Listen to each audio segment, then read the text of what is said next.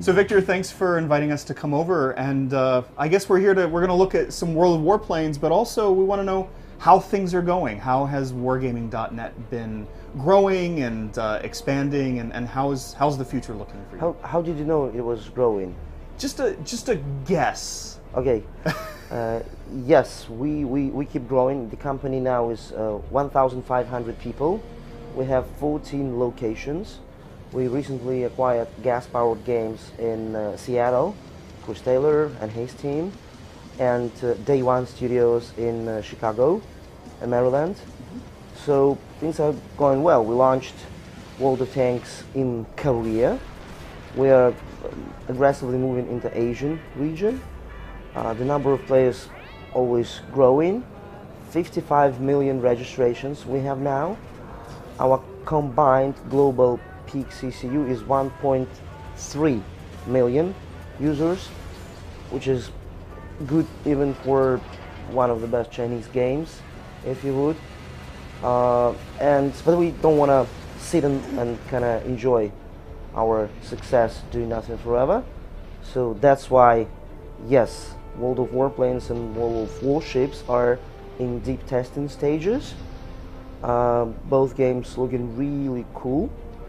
And we just 2 days ago announced World of Tanks Blitz, which is essentially World of Tanks for the iPad, for iPhone, for Android devices.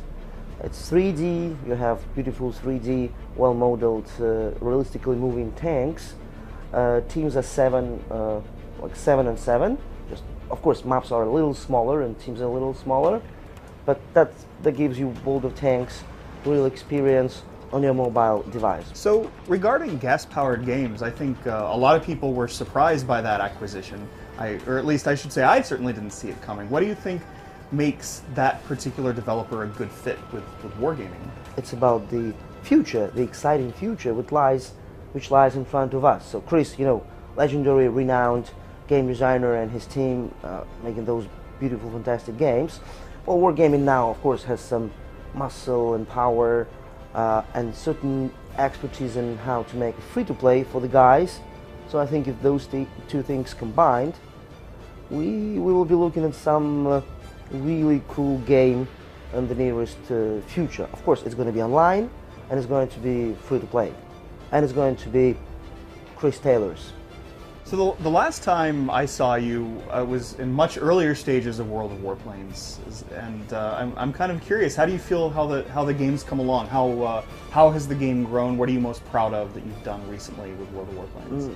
Well, our initial plans were a little bit more ambitious time-wise, but last time at Gamescom or in Austin, well, I was giving this message to the media that it's not yet perfect in the area of controls, so we have to delay that. We have to wait, we have to prototype a little more on how to do controls, and only when it's ready we will be talking about open beta and the release. So what happened is, yeah, we took some time, a couple of months, extra month, to pretty much do a couple of prototypes inside and outside the game to find the best possible way to control a plane. This is a really difficult dilemma. So you have flight simulation games which are very sophisticated and with lots of controls and very realistic. It suits World War II enthusiasts and especially flight guys, but it's totally unplayable for the masses. On the other hand, there's those arcade-ish playing games for kids where plane moves like an UFO. I mean, it just like there's no air. It turns and rotates in any direction at the whims of your wish.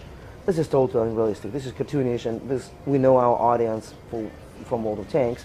This is not what our World War II enthusiasts would even look at. So something in the middle, we needed to find that, and I think, yes, through 2.5 prototypes, we found that literally magic formula, well, rocket science, literally.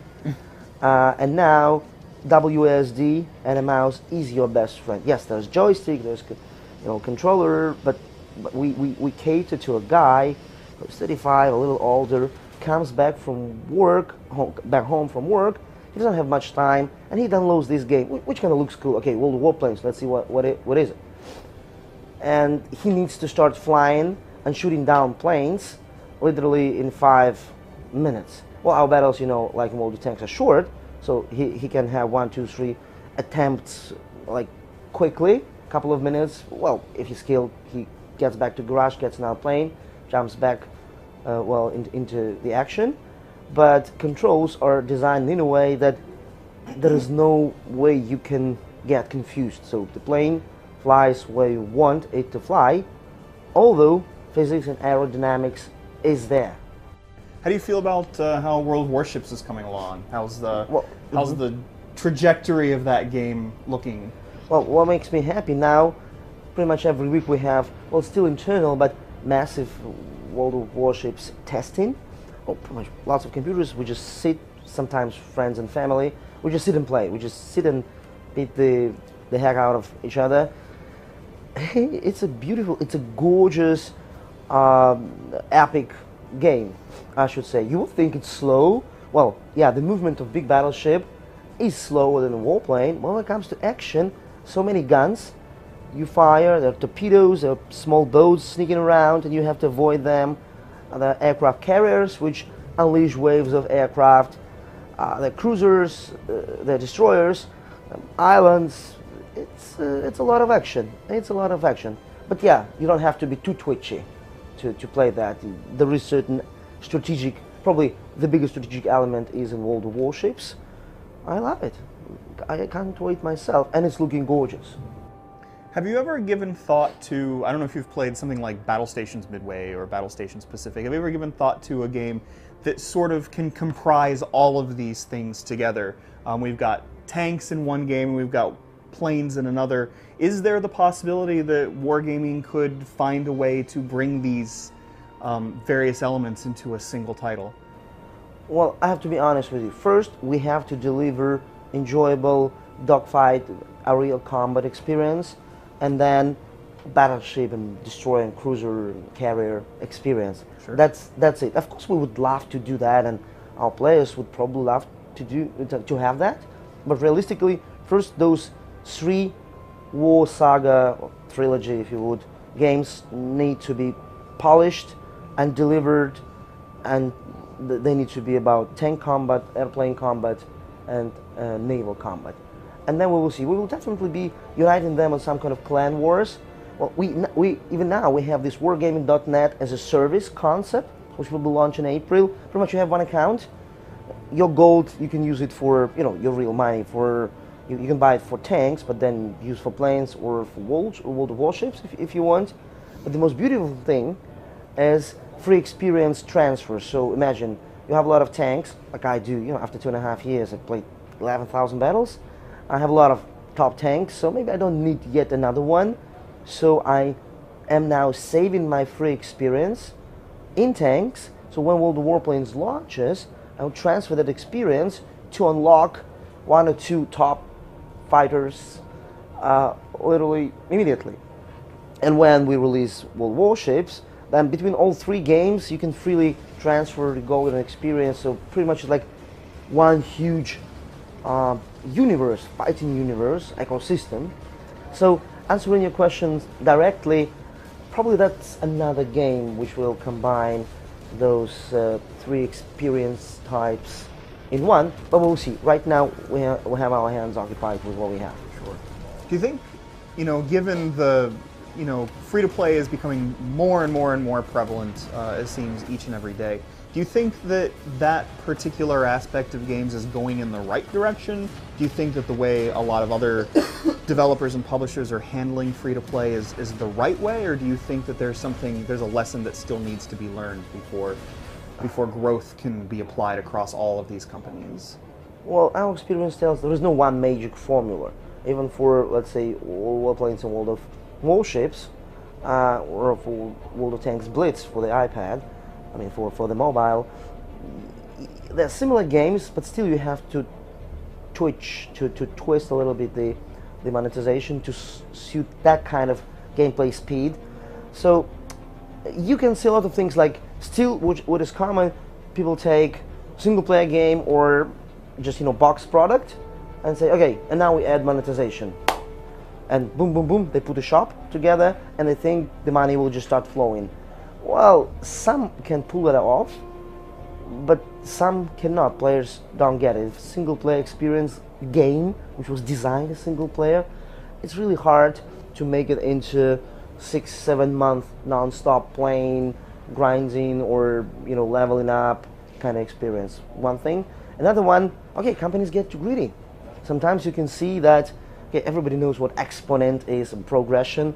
So many games, especially on the mobile devices, when you start playing, okay, first, second level, it's easy, boom, boom, boom, done, done, done, and then time runs out. I mean, these time buffers, time, like cooldown something. So, okay, give us some money. It gives some money, boom, and then the next level, boom, and then and they progressively increase the price or increase the amount of stuff you have to actually buy for gold to make the next level happen.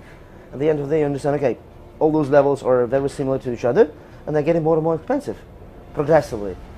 So I don't think such games will live for long. So they can do a lot of cash in the first couple of months, but then people will realize it's the same and getting more expensive, which is not fun.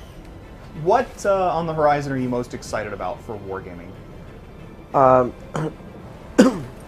Well, apart from the particular project, like World of Warplanes is our front runner now, and it's looking great and gets good coverage and attention, especially in the US, which makes us, of course, happy. Well, pretty much you see there's a map on our wall with 14 kind of cities, starting from Sydney, Singapore, Seoul, and ending in San Francisco, and now Chicago and Seattle. So I think by the end of this year, this wild dream, we will put our operational offices like in all remaining territories, like like Japan, like Taiwan, like maybe Middle East and Brazil. So to finish with the planet. Okay, there is no more question in the boardroom, like, okay, shall we go to Japan or not? It's already there, so just go do it effectively, that's it. So, and then we make peace with ourselves that the planet is ours, so let's now put all we have into quality, quality, quality, and nothing else. That's probably, well, the most exciting thing.